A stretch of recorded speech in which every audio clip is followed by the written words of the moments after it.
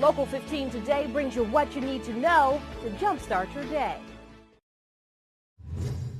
Well, it's been nearly 2 years since Alabama banned texting while driving statewide. Yeah, Local 15's Andrea Ramey investigates how often the law is actually being enforced in tonight's reality check.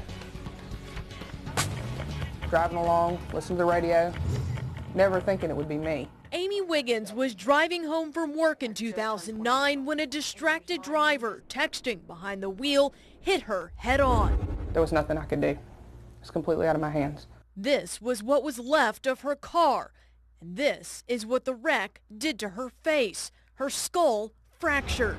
They had to put a plate in my forehead to re-sculpt the shape of my face. The driver of the other car walked away from the wreck, but Wiggins says he received a fitting injury. Both of his thumbs were broken because he was texting. Both of his hands weren't on the wheel. When the airbag hit him, his fingers went back, broke both of his thumbs. To this day, Wiggins still can't feel part of her face. From my eye on down, back to the back part of my head back here.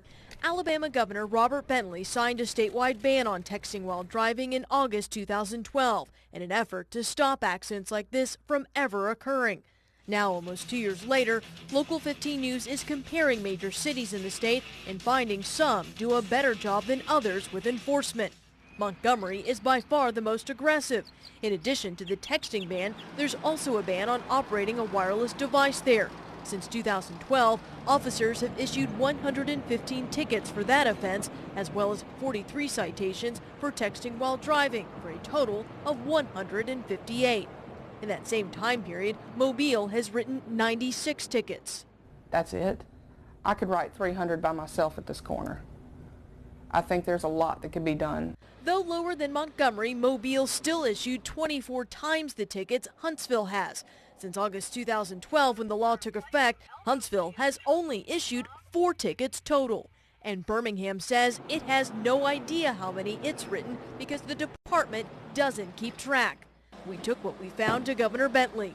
We need to probably enforce it more than we're doing. I mean, do those numbers surprise you? Yeah, well, they do. It's hard. But even he admitted it's not an easy law to enforce. It's hard to stop someone and, you know, to say exactly that they were texting right there at that time. They may have been looking at their phone. It's hard to enforce. Wiggins says while enforcement of the law should ramp up, what really needs to change are people's attitudes about texting while driving. Put it down. It's not that important. Do you really want to be the one to cause an accident that could claim your life or the life of someone else that's innocent? You have to think, is it worth it to you? I don't think so. Andrea Ramey, Local 15 News.